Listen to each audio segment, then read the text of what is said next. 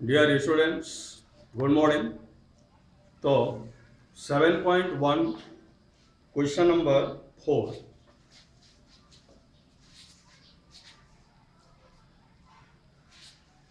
Question number 4 में कहा गया है जांच कीजिए कि क्या बिंदु 5 - 2 6 4 और 7 - 2 एक समद्विबाहु त्रिभुज के शीर्ष हैं। ये आपको पता लगाना है। ये जो तीन बिंदु दिए गए हैं, ये तीन बिंदु क्या समद्विबाहु त्रिभुज के शीर्ष हो सकते हैं। तो सबसे पहले तो आपको यह समझना होगा कि समद्विबाहु त्रिभुज कहते किसे हैं। जैसे मान लीजिए त्रिभुज है और इसमें कोई दो भुजा अगर बराबर हो, कोई भी दो भुजा, चाहे ये बराबर हो चाहे कोई भी दो भुजा ले लीजिए, अगर दो भुजा बराबर है तो हम कहते हैं समद्विबाहु। सम मतलब बराबर, द्वि मतलब दो, भुजा। तो अगर दो भुजा बराबर है आपस में तो उन्हें हम कहेंगे समद्विबाहु त्रिभुज। जैसे मान लीजिए ए है, ये बी है और ये सी है। ठीक, तो अगर ए को हम मान लें 5 - 2, बी को मान लें 6 4 और सी को मान लिया जाए 7 - 2, तो इसमें अब हमें निकालना होगा ए बी की लंबाई क्या है, बी सी की लंबाई क्या है, ए सी की लंबाई क्या है। तीनों लंबाइयां हमें ज्ञात करना होगा और उसमें हम देखेंगे कि क्या दो भुजा ऐसी आ रही है जो बराबर हो। अगर दो भुजा बराबर निकल जाती है तो हम कहेंगे कि ये तीनों बिंदु एक समद्विबाहु त्रिभुज के शीर्ष हैं। तो आइए इनके बीच की दूरी हम पहले निकालें। तो इसको हम ए मान लेते हैं, इसको बी मान लेते हैं और इसको सी मान लेते हैं। तो पहले हम ए बी निकालें, ए बी की दूरी। ठीक है, तो ए बी हम निकालेंगे, दूरी वाला सूत्र यहाँ पर डालना होगा।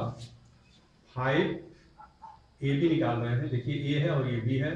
5 - 6 मतलब -1 हो जाएगा और इसका स्क्वायर प्लस -2 और -4 -6 होगा, -6 का स्क्वायर करेंगे। ठीक है, तो यह प्राप्त हो जाएगा। -1 का स्क्वायर करेंगे 1 होगा, -6 का स्क्वायर करेंगे 36 हो जाएगा। मतलब ये हो गया √37।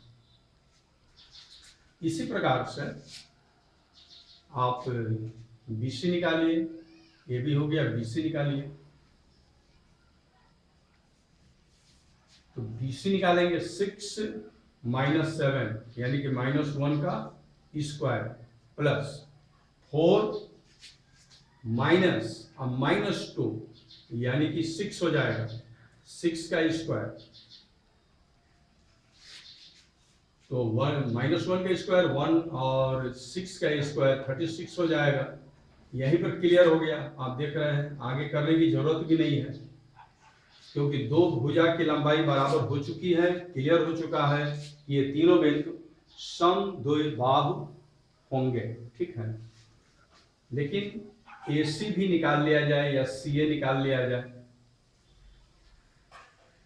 AC भी हम निकाल लें और देखें क्या है, क्योंकि ये कोई जरूरी नहीं है। जैसे दो भुजा तो बराबर हो गया, अगर मान लीजिए कि AC इन दोनों भुजाओं के योग के बराबर आ गया, अगर योग के बराबर हो गया तब तो यहाँ त्रिभुज बनेगा नहीं, तब तो ये संरेख हो जाएंगे। इसलिए हम कह रहे हैं कि AC भी निकाल कर हम लोग चेक कर लें। तो 5 - 7 2 का स्क्वायर प्लस -2 -2 मतलब ये 4 हो जाएगा, माइनस ये -2 है, ओके, -2 अब फिर माइनस होता है और फिर -2 है ये, ठीक ना। तो ये -2 हो गया और माइनस माइनस प्लस हो गया 2, यानी कि ये हो जाएगा 0। ओके, तो -2 -2 है तो 0 हो गया, 0 का स्क्वायर, यानी कि ये हो गया 4।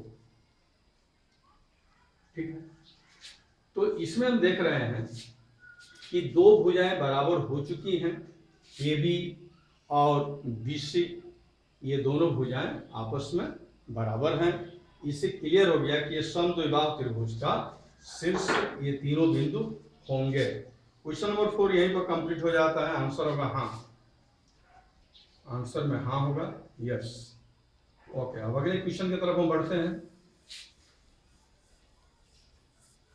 Question number 5। क्वेश्चन नंबर 5 में चित्र बना हुआ है। हो सकता है कि आपके पास बुक हो, किताब हो आपके पास, क्योंकि चित्र अब यहाँ बनाएंगे तो बहुत टाइम लग जाएगा। हल्का फुल्का मैं चित्र बना दे रहा हूँ आपके समझने के लिए। तो ये क्वेश्चन नंबर 5 में 4 बिंदु हैं इस तरह से, वो ग्राफ पर ये बनाया गया है। चारों बिंदु ग्राफ पर ये प्लॉट किए गए हैं। तो इसमें ए है, बी है, सी और डी। बुक में आप देख लीजिएगा, एनसीईआरटी बुक। अब यहां से आपको इनके निर्देशांक ज्ञात करने होंगे, कोऑर्डिनेट्स का पता लगाना होगा। और इसे मैं आपकी स्क्रीन पर दिखला रहा हूं, यही क्वेश्चन है, देख लीजिए, बिल्कुल पास से देखिए। ये क्वेश्चन आप देख रहे हैं, यहाँ पर ग्राफ बना हुआ है। इसमें बिंदु ए बी सी डी ये बिंदु दिया हुआ है, और यहाँ से पढ़ के, ग्राफ को पढ़कर आपको बिंदुओं का निर्देशांक ज्ञात करना है। स्पष्ट रूप से इसको देख लीजिए। मैं यहाँ पर ज्ञात कर रहा हूं बिंदु ए का निर्देशांक एक्स अक्ष पर ये 3 है और वाई अक्ष पर 4 है। डी में आ जाते हैं नीचे, तो एक्स पर 6 है और वाई में 1 है। सी पर आते हैं, एक्स पर 9 लिखा हुआ है और अगर हम वाई की तरफ चलते हैं तो 4 है। बी में अगर देखा जाए तो एक्स का वैल्यू 6 है और वाई का वैल्यू 7 है। अब क्वेश्चन में पढ़ रहा हूं, क्या पूछा जा रहा है। किसी कक्षा में 4 मित्र बिंदुओं ए बी सी और डी पर बैठे हुए हैं, जैसा कि चित्र में अंकित है। चंपा और चमेली कक्षा के अंदर आती हैं और कुछ मिनट तक देखने के बाद चंपा चमेली से पूछती है, क्या तुम नहीं सोचती कि ए बी सी डी एक वर्ग है? चंपा चमेली से कहती है, क्या ए बी सी डी ये वर्ग है, ऐसा सोच रही हो? चमेली इससे सहमत नहीं है। चमेली कह रही है कि नहीं भाई, हमको तो डाउट हो रहा है। तो दूरी सूत्र का प्रयोग करके बताइए कि इनमें कौन सही है। चंपा कह रही है कि ये वर्ग है, क्या यह बात सही है? चमेली इससे सहमत नहीं है, क्या चमेली की बात सही है? यही इसी बात का पता यहाँ पर लगाना है। तो आइए हम यह पता लगाएं कि ये चारों बिंदु वर्ग हो सकते हैं अथवा नहीं। तो वर्ग के लिए क्या जरूरी है? वर्ग के लिए जरूरी है कि चारों भुजाएं बराबर हो और साथ में ये विकर्ण भी बराबर हो। देखिए मैं यहां पर खींच रहा हूं, जैसे ये वर्ग है तो केवल यह कह दिया जाए कि चारों भुजाएं तो बराबर है, सिद्ध हो गया कि ये वर्ग है। गलत भी हो सकता है, क्योंकि चारों भुजा बराबर वाला समांतर भी हो सकता है, समांतर भी होगा, रोम्बस। लेकिन यहां पर अगर समांतर में हम देखें कि ये विकर्ण और ये विकर्ण क्या बराबर है, तो चित्र से स्पष्ट है कि ये विकर्ण ज्यादा है और ये विकर्ण कम है। लेकिन अगर ये दोनों विकर्ण बराबर हो जाएं तो फिर ये वर्ग हो जाएगा। तो हमें चारों भुजाओं को बराबर तो सिद्ध करना ही है। देखना ही है, चेक करना है कि चारों भुजाएं बराबर हैं कि नहीं। साथ में हमें यह भी पता लगाना होगा कि विकर्ण भी आपस में बराबर हैं कि नहीं। अगर विकर्ण भी बराबर है, चारों भुजाएं भी बराबर हैं, तो स्पष्ट रूप से हम कहेंगे कि यह वर्ग है। और चंपा ने जो बात कहा वो सही है। लेकिन अगर इस तरह की बात नहीं आ रही है तो हम कहेंगे कि चमेली की बात सही है। ओके, तो आइए हम यहाँ पर लिखें ए। तो ऐसे भी निकाल सकते हैं, फिगर आप देख रहे हैं, ठीक है। तो यहाँ पर मैं लिख दे रहा हूँ इस बिंदु को अच्छा से समझने के लिए। जैसे ये बिंदु ए है, तो ए का निर्देशांक है 3, 4। यह बिंदु बी है, बी का निर्देशांक है 6, 7। यह बिंदु सी है और सी का निर्देशांक है 9, 4। और यह बिंदु डी है और डी का निर्देशांक है 6, 1। ठीक, हमें निकालना है A B, B C, C D और डी ए। ये चारों भुजा की लंबाई हमें ज्ञात करना है। और साथ में विकर्ण है ए सी, ये विकर्ण है ए सी, और विकर्ण है बी डी। ये दोनों विकर्ण हैं, ठीक है। तो ये 6 यहाँ पर दूरियां हैं। इन दूरियों से हम कंफर्म करेंगे कि एबीसीडी वर्ग है अथवा नहीं। तो आइए पहले ए बी निकालें। ए बी 3 - 6 -3 -3 का स्क्वायर 9 प्लस 4 - 7 -3 -3 का स्क्वायर 9। ओके, तो ये हो जाएगा 18 रूट में। अब आइए देखें बी सी 6 - 9 -3 स्क्वायर 9, 7 - 4 3 का स्क्वायर 9। ये तो बराबर हो गया, ठीक है। सी डी देखा जाए, 9 - 6 3 का स्क्वायर 9। ओके, 4 - 1 3 का स्क्वायर 9। सी डी भी रूट 18 हो गया। डी ए चेक कर लिया जाए, डी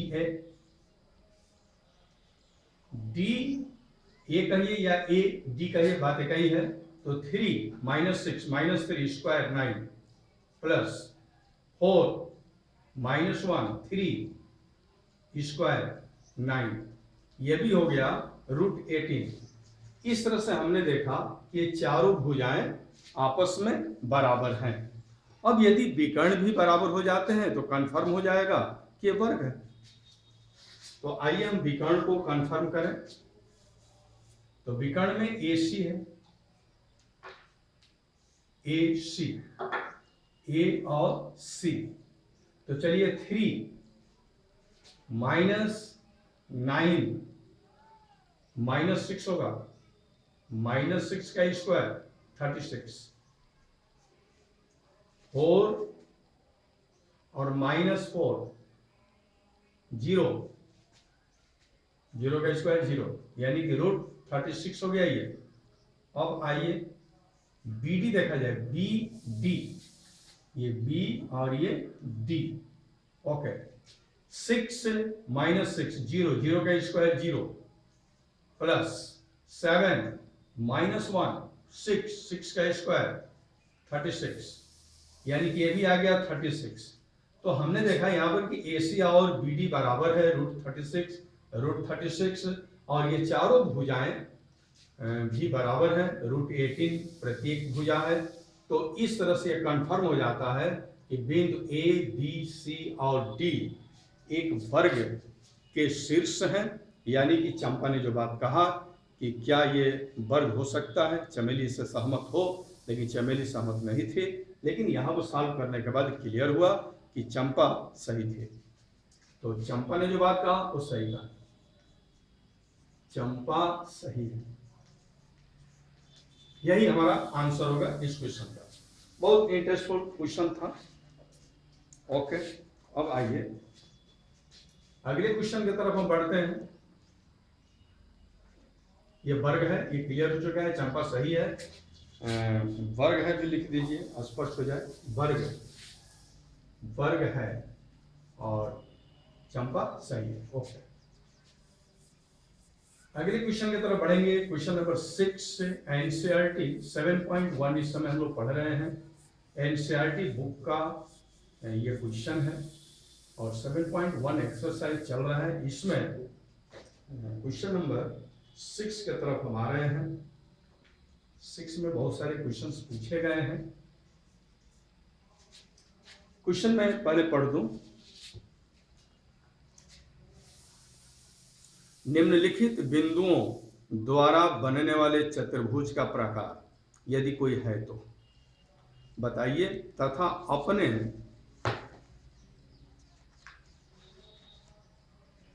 उत्तर के लिए कारण भी दीजिए। तो इसमें क्वेश्चन नंबर 6 में ये 3 प्रश्न दिए गए हैं, फर्स्ट सेकंड थर्ड, और इसमें आपको बतलाना है, मतलब 4-4 इसमें बिंदुओं के निर्देशांक हैं और आपको इसमें बतलाना है कि इन चारों बिंदुओं से चतुर्भुज बन सकता है कि नहीं, अगर बनता भी है तो किस प्रकार का चतुर्भुज बनेगा, ये बतलाना है आपको। तो चलिए एक एक करके हम सॉल्व करते हैं क्वेश्चन को। तो क्वेश्चन नंबर 1, क्वेश्चन नंबर 1 में 4 बिंदु। हाँ बोलिए, जैसे हाँ बोलिए। हम लोग के लिए छोड़ दीजिए, 7 में हाँ बहुत अच्छी बात है भाई। अगर आपको लगता है क्वेश्चन हम कर लेंगे तो बिल्कुल आपको कर लेना चाहिए। मैं छोड़ दे रहा हूँ, लेकिन थोड़ा सा मैं हिंट जरूर दे रहा हूँ। फर्स्ट जो है, फर्स्ट में 4 बिंदु दिए गए हैं। इसमें जिस तरह से अभी हमने क्वेश्चन किया है कि 4 भुजा हमने निकाला और दोनों विकर्ण निकाला, इस तरह से आपको निकालना पड़ेगा और कन्फर्म करना पड़ेगा कि वह जो चतुर्भुज है क्या हो सकता है। ठीक है, तो वो चतुर्भुज वर्ग होगा। थोड़ा सा मैंने हिंट कर दिया कि पहले में चतुर्भुज वर्ग प्राप्त होगा आपको, इसको आप चेक कर लीजिएगा। वैसे ही दूसरा क्वेश्चन है, दूसरे में भी 4 बिंदु दिया गया है, इसमें भी आप चेक कीजिएगा। ठीक है, चतुर्भुज बन रहा है कि नहीं, बन भी सकता है, नहीं भी बन सकता है। ठीक है, और तीसरा भी चेक करेंगे, इसमें समांतर चतुर्भुज बनेगा, हालांकि दूसरा में कोई चतुर्भुज बन नहीं रहा है। ठीक है, और तीसरा में समांतर चतुर्भुज बनेगा। ओके, तो आइए तब हम क्वेश्चन नंबर 7 करते हैं। क्वेश्चन नंबर 7,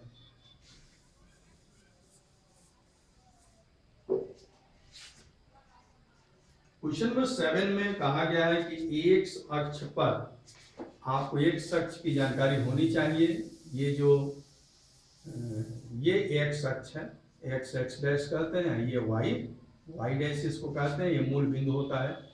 तो एक्स अक्ष इसको हम कहते हैं, वाई अक्ष इसको हम कहते हैं। इसमें क्वेश्चन में कह रहा है, क्वेश्चन नंबर 7, एक्स अक्ष पर वह बिंदु ज्ञात कीजिए जो 2 - 5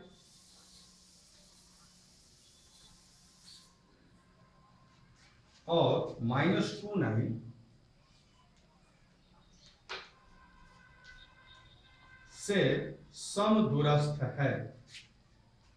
कहने का मतलब, अब यहां पर आपको कोई चित्र नहीं खींचना है। चित्र आप खींचेंगे तो बहुत समय लग जाएगा आपको, मतलब ये कैलकुलेट कर लेना है। ठीक है, चित्र बनाकर नहीं करना है, लेकिन चित्र अगर हो तो किस तरह का दिखेगा ये हमने कहा। तो एक्स अक्ष पर वह बिंदु ज्ञात करना है। एक्स अक्ष पर उस बिंदु से, ये जैसे 2 - 5 है यहाँ पर, और यहाँ पर है -29, कहीं भी हो, ठीक ना, एक कल्पना हम कर रहे हैं। तो इन दोनों बिंदुओं से जो आप बिंदु लेने जा रहे हैं वो समान दूरी पर होना चाहिए, समदूरस्थ होना चाहिए। समदूरस्थ का मतलब है कि देखिए यहाँ पर एक बिंदु है और यहाँ से यह बिंदु जितना दूर है उतना ही दूर यहाँ से भी है। तो हम कहेंगे कि यह जो बिंदु है एक्स वाई, इन दोनों बिंदुओं से समान दूरी पर है और एक्स अक्ष पर है। ठीक ना, ये बिंदु यहाँ पर है, तो ये एक्स अक्ष पर समान दूरी पर है, ये हम कहेंगे। तो एक बिंदु हम बना दें यहाँ पर X Y, okay, X Y एक बिंदु हमने बना दिया एक्स वाई, और हमने मान लिया कि एक्स वाई इस बिंदु से भी, इसका नाम ए हम रख देते हैं और इसका नाम बी और इसका नाम सी। तो हम कहेंगे कि यहाँ पर बिंदु सी ए से जितना दूर है उतना ही बिंदु सी बी से भी दूर है। तो इसको हम कहेंगे कि यह बिंदु सी ए और बी से समदूरस्थ है। लेकिन यहाँ पर एक बात कहा गया है कि एक्स अक्ष पर, तो एक्स अक्ष पर कोई भी अगर बिंदु होगा तो उस बिंदु के लिए y का मान 0 होगा। ध्यान दीजिए, फिर से समझिए। जैसे मान लीजिए एक्स अक्ष पर यह बिंदु है, ये बिंदु ए है, तो क्लियर है कि इसका y का मान क्या होगा, x का मान तो इतना होगा कुछ, लेकिन y का मान क्या होगा भाई, y का मान तो 0 होगा, ना ऊपर है और ना नीचे है। तो एक्स अक्ष पर जो भी बिंदु होगा, जहां भी होगा, उसके लिए y का मान 0 होगा। x का मान तो कुछ आएगा लेकिन y का मान क्या होगा, 0 होगा। ओके, तो एक बात तो क्लियर हो चुका है कि जब हमें x अक्ष पर निकालना है समदूरस्थ बिंदु x अक्ष पर, तो y का वैल्यू यहाँ पर 0 होगा, ये क्लियर हो चुका है। तो यहाँ पर जो y का वैल्यू होगा वो क्या होगा, 0 होगा, पहले से क्लियर है, क्योंकि x अक्ष पर हम निकालने जा रहे हैं। तो इस बात की आपको जानकारी होनी चाहिए। अब हमें करना क्या है, AC इक्वल BC हमको सिद्ध कर देना है यहाँ पर। तो आइए AC निकालते हैं। AC क्या होगा, A और C पर ध्यान दीजिए, 2 माइनस एक्स का होल स्क्वायर प्लस -5 -0, यानी कि -5 होगा होल स्क्वायर। ये बात समझ में आया। इसी प्रकार से अब BC देखा जाए, BC, तो BC, तो देखिए ये क्या है, -2 और -x हो जाएगा, -2 और -x हम लिखेंगे, और फिर इसका हम क्या करते हैं, स्क्वायर करते हैं, प्लस 9 - 0 यानी कि 9, यानी कि 9 का स्क्वायर। इसको थोड़ा हम साफ कर लेना चाहेंगे, ठीक है। तो इसको ऐसे दिखला दीजिए जैसे ये माइनस है और ये भी क्या है, माइनस है। तो इसमें चाहे यहीं पर मैं इसको बता दे रहा हूं, यहां पर थोड़ा समझ लीजिए। जैसे मतलब कुछ हमने दे दिया, ओके, माइनस को इसमें कॉमन ले लिया, ठीक है। अब ये हो जाएगा 2 + x का होल स्क्वायर, यहाँ पर महिला कुछ दे दीजिए और होल स्क्वायर कर दीजिए। इस बात को थोड़ा समझने का आप कोशिश कीजिए। जैसे ये जो छोटा कोष्ठ है इसको हमने महिला कोष्ठ बना दिया, कर्ली ब्रैकेट, स्क्वायर है, स्क्वायर हमने लिख दिया, ओके। यहाँ पर -2 है, -x है, तो इसमें हमने -2 कॉमन ले लिया, तो ब्रैकेट में क्या हो जाएगा, ये भी प्लस हो जाएगा, ये भी प्लस हो जाएगा, ठीक। अब यदि हम इसका स्क्वायर करते हैं, इसका स्क्वायर, तो ये माइनस प्लस हो जाएगा, ये याद रखिएगा, ये माइनस क्या हो जाएगा, प्लस हो जाएगा, और ये हो जाएगा 2 + x। इसी बात को समझना है यहाँ पर। तो फिर दूसरी लाइन में हम लिख सकते हैं, दूसरी लाइन में यहाँ पर लिख दे रहा हूँ, दूसरी लाइन में हो जाएगा क्या, माइनस का स्क्वायर प्लस हो जाएगा, 2 + x का होल स्क्वायर हो जाएगा, रूट में 2 + x होल स्क्वायर और +9 का स्क्वायर, ठीक है। इतनी बात समझ में आ रही है आपको। तो अब यहां पर क्या होना चाहिए, AC = BC अगर समदूरस्थ है, क्वेश्चन में कहा कि बिंदु हम ऐसा ले रहे हैं जो A से और B से समान दूरी पर हो, तो पहले ये क्लियर हो चुका है कि AC बराबर होगा BC के, क्योंकि क्वेश्चन में कहा गया कि एक ऐसा बिंदु लीजिए जो x अक्ष पर हो और वह A से और B से बराबर दूरी पर हो।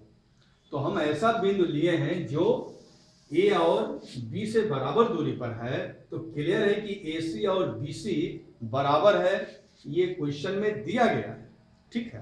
अब हम यहां से x का वैल्यू निकालते हैं। तो चलिए इसके बाद हम क्वेश्चन को सॉल्व करें। AC बराबर BC। ओके, अब इसकी आवश्यकता हमें नहीं है, तो यहां पर आप लिखेंगे AC इक्वल BC।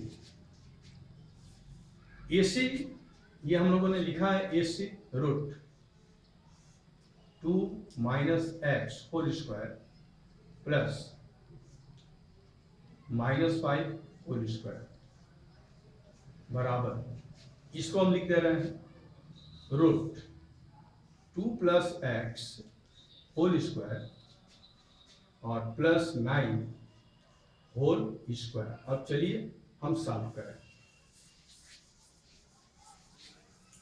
तो यहां देखा जाए तो दोनों पक्षों में करणी लगी हुई है, करणी को दोनों पक्षों से हम हटा सकते हैं ये कह करके कि सबका वर्ग करने पर, करणी हटाने पर ये कहा जा सकता है, और करणी को हम हटा देंगे। ओके, इसका होल स्क्वायर करेंगे, फार्मूला आप जानते हैं, पहले पद का वर्ग 4 हो जाएगा, पहले पद का वर्ग 4 होगा और धन दूसरे पद का वर्ग एक्स स्क्वायर और ऋण दोनों के गुणा का दोगुना 4x, और ये हो जाएगा 25।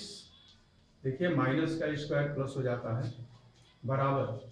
अब चलिए यहाँ भी करणी हमने हटा दिया है, a प्लस बी का होल स्क्वायर, फिर इसको रखेंगे तो पहले पद का वर्ग 4, दूसरे पद का वर्ग एक्स स्क्वायर और दोनों पदों के गुणा का दोगुना यानी कि 2x 4x हो जाएगा और प्लस 81। ओके, अब यहाँ पर देखा जाए तो एक्स स्क्वायर यहाँ पर है और एक्स स्क्वायर यहाँ पर है, एक्स स्क्वायर को बाईं ओर लाएंगे तो निगेटिव हो जाएगा, ठीक ना। चलिए ला ही दे रहा हूँ, एक्स स्क्वायर ये वाला है और ये वाला एक्स स्क्वायर बाईं ओर ला दिए तो माइनस हो गया, ठीक है। अब -4x इधर है तो 4x को हम रखेंगे और इधर का जो 4x है इसको बाईं ओर लाएंगे तो माइनस हो जाएगा 4x। जितने नंबर से हमको उधर ले चलिए, तो ये तो पहले से 4 है, ठीक है, ये दोनों बाईं ओर चले गए और ये पहले से 81 है। यहाँ पर नंबर देख रहा है 4, तो 4 दाहिने ले जाएंगे तो -4 हो जाएगा ये वाला, और इसके बाद नंबर देखिए 25, ये भी दाहिने ले जाएंगे तो -25 हो जाएगा, ठीक है। आगे हम सॉल्व करते हैं, ये तो खत्म हो गया, ठीक है, -4x -8x हो गया, और यहाँ पे ये 4 और 4 तो खत्म हो गया भाई, ठीक है। 81 में से आप 25 को हटा दीजिए तो 11 में से 5 चला जाएगा तो 6 हो जाएगा और 7 में से 2 चला जाएगा तो 5 हो जाएगा। ओके, अब x इक्वल क्या होगा, x इक्वल हो जाएगा 56 बटा -8 यानी 8 7 56 -7, ये हुआ -7 यानी कि x का वैल्यू आ गया -7। ओके, तो बिंदु C की बात हुई थी कि बिंदु C A और B से समान दूरी पर हो, तो इस बिंदु C का ही निर्देशांक हमें निकालना था, जो हमने x 0 मान लिया था। 0 y पर इसलिए हमने माना था क्योंकि वह बिंदु x अक्ष पर निकालना है, तो क्लियर हो चुका था कि x अक्ष पर कोई भी बिंदु होगा तो उसके लिए y का मान 0 होगा। हाँ, x का मान निकालना था, ये -7 प्राप्त हुआ है, यहाँ पर होगा -7 0, तो वह बिंदु -7, 0 है जो दिए गए दोनों बिंदुओं से समान दूरी पर है। ओके, यह बात आपके समझ में आ गया होगा। अब हम आगे बढ़ते हैं अगले क्वेश्चन के तरफ। ये क्वेश्चन नंबर 7 आपने देखा, अब ये क्वेश्चन नंबर 8 देखते हैं। क्वेश्चन नंबर 8 जो है बिल्कुल 7 की तरह है, इसे आप चाहें तो अपने से सॉल्व कर सकते हैं। मैं आइडिया दे रहा हूँ, y का वह मान ज्ञात कीजिए जिसके लिए बिंदु 2 -3 और बिंदु 10y के बीच की दूरी 10 मात्रक है, बीच की दूरी 10 मात्रक है, ऐसा क्वेश्चन पूछा गया है। तो आइए देखा जाए किस तरह से सॉल्व करना चाहिए। तो क्वेश्चन नंबर 8 में y का वह मान ज्ञात करना है, y का मान ज्ञात करना है जिसके लिए बिंदु का नाम रखा है P 2 -3, एक बिंदु है ये, और एक दूसरा बिंदु है नाम दिया है Q 10 और ये y हो गया। ओके, इनके बीच की दूरी P और Q के बीच की दूरी स्पष्ट रूप से यहाँ पर दिया हुआ है 10, यानी PQ का मान यहाँ पर दिया हुआ है 10 मात्रक, ठीक है। और तो y का वह मान ज्ञात करना है, y का वह मान ज्ञात कीजिए, ठीक है। तो इसमें y का मान हमें ज्ञात करना है, ठीक है। चलिए किस तरह से क्वेश्चन करेंगे, बिल्कुल सिंपल ये क्वेश्चन है। आप लिखेंगे यहाँ पर PQ, okay, PQ is equal to, और फार्मूला आप जानते हैं x1 minus x2 whole square plus y1 minus y2 whole square, ये फार्मूला है। यहाँ इसको x1 बना दीजिए, इसको y1 बना दीजिए, इसको x2 बनाइए, इसको y2 बनाइए। तो दूरी तो पहले ही दे रखा है 10, तो यहाँ पर दूरी हम लिख देंगे 10, ओके। और आइए x1 2 है और x2 10 है, 2 माइनस 10 माइनस 8 का स्क्वायर प्लस, अब देखिए y1 और माइनस y2, तो ये -3 है, ओके, -3। अब फिर हमको माइनस करना है और इसको लिखना है y, ठीक है ना, और इसका हो जाएगा होल स्क्वायर। अभी जो हमने क्वेश्चन किया था उसमें माइनस वाला एक प्रॉब्लम आया था, उसको हमने आपको यहाँ पर दिखलाया था। ये -8 का स्क्वायर 64 होगा। और यहाँ पर इस तरह का प्रॉब्लम जो आया था, इसके पहले क्वेश्चन में हमने बताया कि अगर दोनों में माइनस हो तो काम कैसे करेंगे। तो ये बात है, तो माइनस को कॉमन ले लेंगे, तो फिर माइनस का स्क्वायर होगा तो प्लस हो जाएगा, ये प्लस हो जाएगा, ये प्लस हो जाएगा। कहने का मतलब कि पहले पद में माइनस है, दूसरे पद में माइनस है, और ये स्क्वायर लगा हुआ है, तो आप दोनों को प्लस करके सॉल्व कर सकते हैं क्वेश्चन। 3 + y होल स्क्वायर, ऐसे आप क्वेश्चन को सॉल्व कर सकते हैं, गलती नहीं होगी। ये मैं बता भी चुका हूं कैसे। अब आइए इस क्वेश्चन को हम सॉल्व करते हैं। टाइम आउट का सिग्नल दे दिया है और वीडियो बंद हो जाएगा, कहा नहीं जा सकता, तब तक देखिए इस क्वेश्चन को कर लिया जाए। वैसे काम कीजिए, दोनों पक्षों का हम लोग वर्ग कर दें। दोनों पक्षों का वर्ग करेंगे तो 10 का वर्ग होगा तो 100 हो जाएगा, और इसका वर्ग करेंगे ना, इसका, तो करनी हट जाएगी, इसके बाद हो जाएगा 64 प्लस। ऐसे क्वेश्चन इसी प्रकार से किए जाते हैं, जितना आसानी के साथ ये क्वेश्चन हो जाए, ठीक है। अब आइए 64 को बाएं तरफ हम ले चलते हैं, तो 100 में से 64 को घटा देंगे तो ये 36 हो जाएगा, ठीक है। और ये हो गया 3 + y होल स्क्वायर। अब यहाँ पर दोनों पक्षों का वर्गमूल करने पर, दोनों पक्षों का अगर हम वर्गमूल कर दें, ओके, तो इसको मैं बाईं तरफ लिख रहा हूँ, 3 + y हो जाएगा। इसका जो वर्गमूल 6 होगा वो प्लस भी हो सकता है, माइनस भी हो सकता है, 6। तो एक बार 6 लेकर काम करेंगे और एक बार माइनस लेकर काम करेंगे। तो अगर यदि 3 + y = 6, तो y इक्वल क्या होगा, 3 को इधर ले चलिए, 6 में से 3 घट जाएगा, 3 हो जाएगा। लेकिन यहीं पर अगर हम बात करें, यदि 3 + y = -6, तब क्या होगा, तो 3 को दाहिने तरफ ले जाएंगे, माइनस हो जाएगा, और पहले से -6 पड़ा हुआ है, -6 -6 -6 और -3 -9 हो जाएगा। तो हमारे दो आंसर आएंगे इसके, या तो 3 हो सकता है या तो 9 हो सकता है। तो y के दो वैल्यू होंगे, y के दो वैल्यू 3 या और -9। ओके, इस तरह से क्वेश्चन नंबर 8 हम लोग कर चुके हैं। टाइम आउट का सिग्नल हो चुका है। ये आप मत समझिएगा कि ये एक बिंदु है, ये x का मान है, y का मान है, ऐसी बात नहीं है। ये तो हम लोग निकाल रहे हैं, y का मान हम लोग निकाले हैं, केवल हम y का मान यहाँ पर निकाले हैं।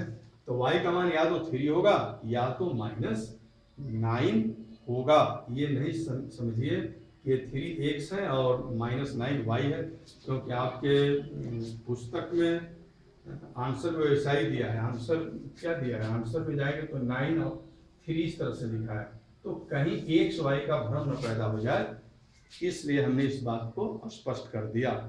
ओके, 2 क्वेश्चन बच रहे हैं, टाइम आउट का सिग्नल हो चुका है, तो फिर इन दोनों क्वेश्चंस को हम लोग कल करेंगे। तो आज की पढ़ाई यहीं पर मैं रुकता हूँ। Thank you very much. के बारे में काफ़ी विस्तृत चर्चा हम SN सिंह लाइव क्लास में कर चुके हैं। यदि आप भी लाइव क्लास ज्वाइन करना चाहते हैं तो मेरे व्हाट्सएप नंबर 96 16 72 78 46 पर अपना नाम व क्लास सेंड करें। SN Singh live class zoom app पर चल रहा है। मेरा ID 5563633017 तथा पासवर्ड QWERTY 123 है। धन्यवाद।